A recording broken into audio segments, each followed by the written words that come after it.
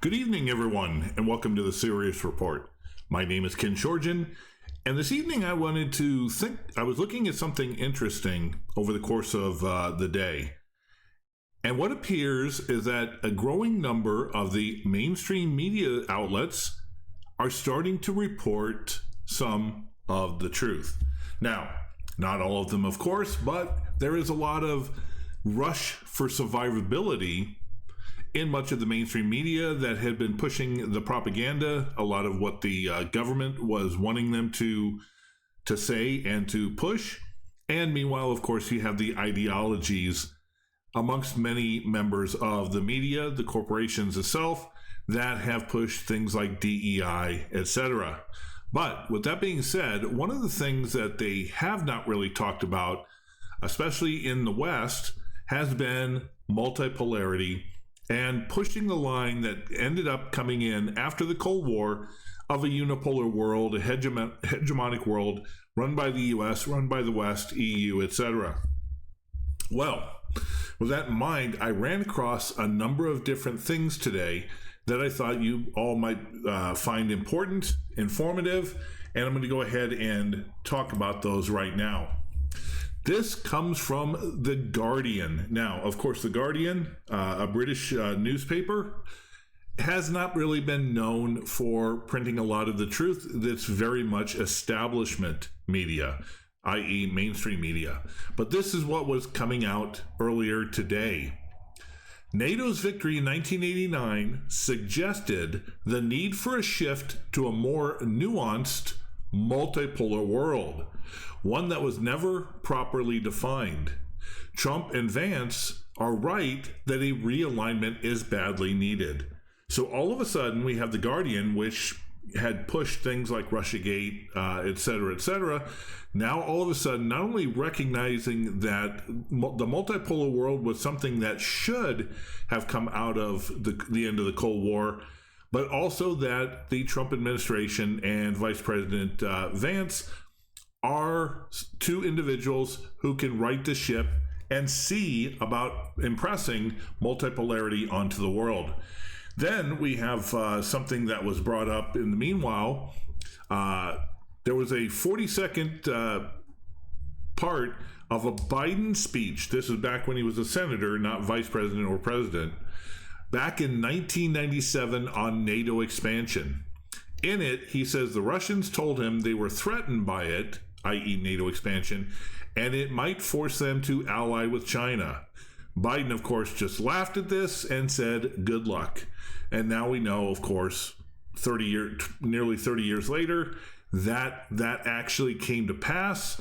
The Russians outlined exactly what would happen, and meanwhile the US and Europe, especially following the fall of the Soviet Union, the end of communism and the Cold War, couldn't believe that Russia would have the audacity or the capability to do this, and yet they did, and they did it under the entirety of Biden's term in government office.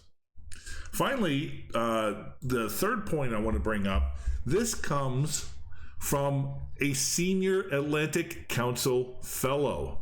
Now, the Atlantic Council is an organization that has pushed unipolarity and the doctrine, the Wolfowitz doctrine, which said after the fall of the Soviet Union, the U.S. and Europe, i.e. the Atlanticists, should push for there never to be another superpower to grow in strength to challenge the U.S. hegemony over the world.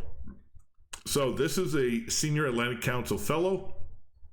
He opines, I've been thinking about what the return to the basics of state power means today. We are also relearning the basics of what military power is about. Perhaps we also misread what constitutes a working economy. In a world of state-on-state competition and war, you need to be able to make things, i.e. manufacture. Every place I look, I see signs of our civilizational decline that has been brought on by our elites' post-Cold War arrogance about the end of history and the unipolar moment. This bred ignorance about the fundamentals of geopolitics and geoeconomics.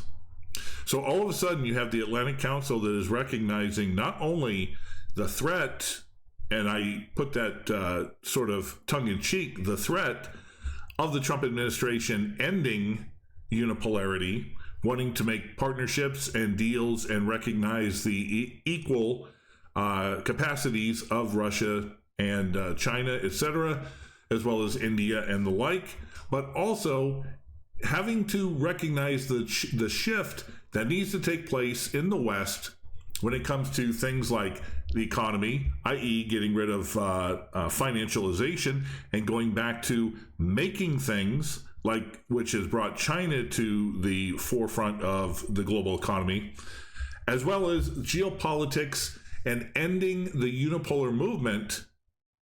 And it was done so, of course, out of ignorance and bad fundamentals. So we have three different sources. One, laughing it off and thinking that the multipolar world would not take place, all the way through the end of his presidency, that being Joe Biden.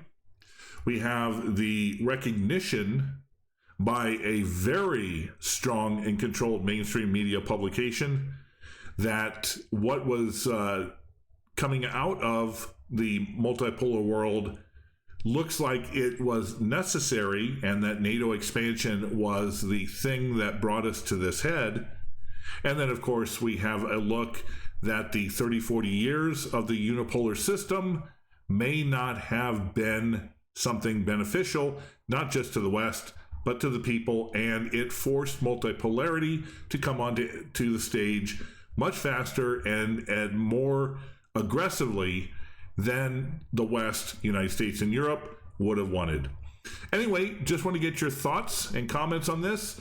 It appears that more and more we're starting to see a recognition of the realities of the multipolar world, the fall of the unipolar world, and the necessities of both the US and Europe to have to go back to the basics, both in economy as well as geopolitics.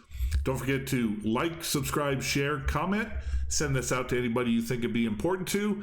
And as always, we want to thank you here at the Sirius Report community for all of your wonderful support. And until the next time we get together, have a great day.